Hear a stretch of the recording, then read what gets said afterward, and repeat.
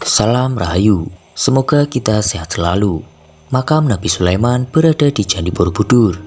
Seorang ahli matematika Islam asal Indonesia, Kiai Haji Fahmi Pasha, meyakini jika Nabi Sulaiman atau Salomo Raja Israel meninggal di Indonesia, tepatnya di Borobudur, Jawa Tengah. Pernyataan mengejutkan itu bukan tanpa alasan, sebab selama 33 tahun Pasha telah melakukan penelitian dan telah membukukan penemuannya. Buku yang berjudul Borobudur dan Peninggalan Nabi itu bahkan telah dicetak sebanyak 7 kali oleh Zaituna. Menurut Pasha, makam Nabi Sulaiman yang lahir sekitar 975 hingga 935 sebelum Masehi tidak meninggal di Rabam, Baitul Maqdis, Palestina, seperti yang diketahui oleh masyarakat umum pada saat ini, tetapi di puncak Borobudur. Mengapa Qiyam nomor 6 yang ada di Borobudur dibiarkan kosong tidak ada tamasilnya? Karena Nabi Sulaiman wafat di sini, tegas Kiai Haji Fahmi Pasha sambil merujuk pada relief seseorang memegang tongkat yang berada di lantai 3 dari atas Borobudur. Untuk menguatkan teorinya, Pasha mengutip firman Allah yang berisi, "Tatkala kami telah menetapkan kematian Sulaiman, tidak ada yang menunjukkan kepada mereka setelah kematiannya itu, melainkan rayap yang memakan tongkatnya. Maka tatkala ia telah tersungkur, nyatalah bagi jin itu bahwa sekiranya mereka mengetahui yang gaib tidak akan tetap dalam siksa yang menghinakan, mendapatkan tempatnya." Demikianlah firman Allah. Dalam penelitiannya itu, Pasha tidak hanya menjungkir balikan kepercayaan masyarakat umum tentang sejarah Borobudur dan Nabi Sulaiman, tapi juga menawarkan wacana baru tentang silsilah kisah Nabi Sulaiman. Dikatakannya ibu Nabi Sulaiman, Batsheba binti Eliam, merupakan orang Jawa. Maka dari itu Batsheba memberi nama anaknya Sulaiman yang berarti hamba yang baik.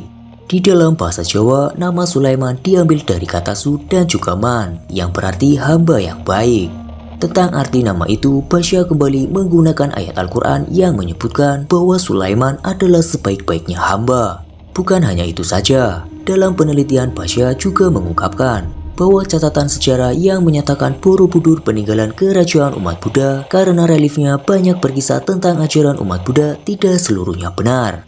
Setelah dipelajarinya, relief yang ada di dalam Borobudur sangatlah bernuansa kitab dan ajaran Buddha. Yang ada dalam relief Borobudur sangat dimungkinkan ada dalam kitab Zabur, seperti yang ditemukannya pada saat melakukan penelitian.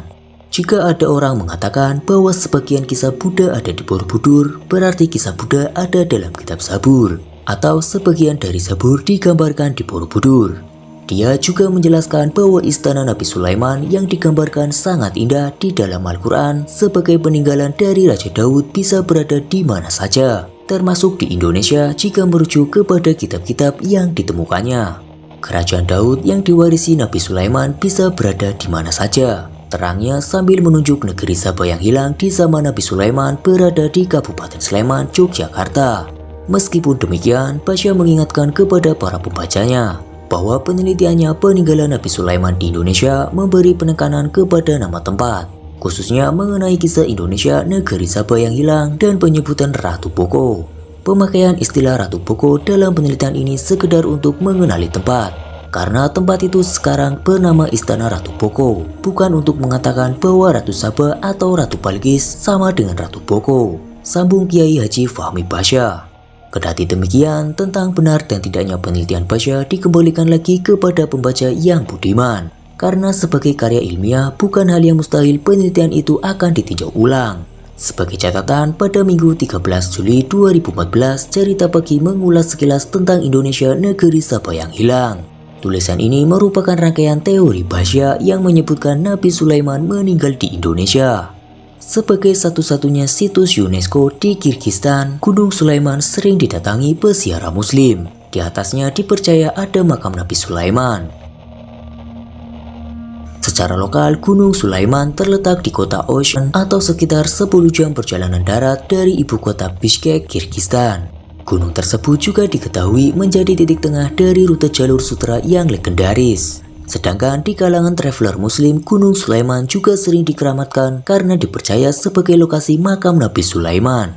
Faktanya ada sebuah masjid sekilas makam di puncak gunung yang dipercaya sebagai Nabi Sulaiman.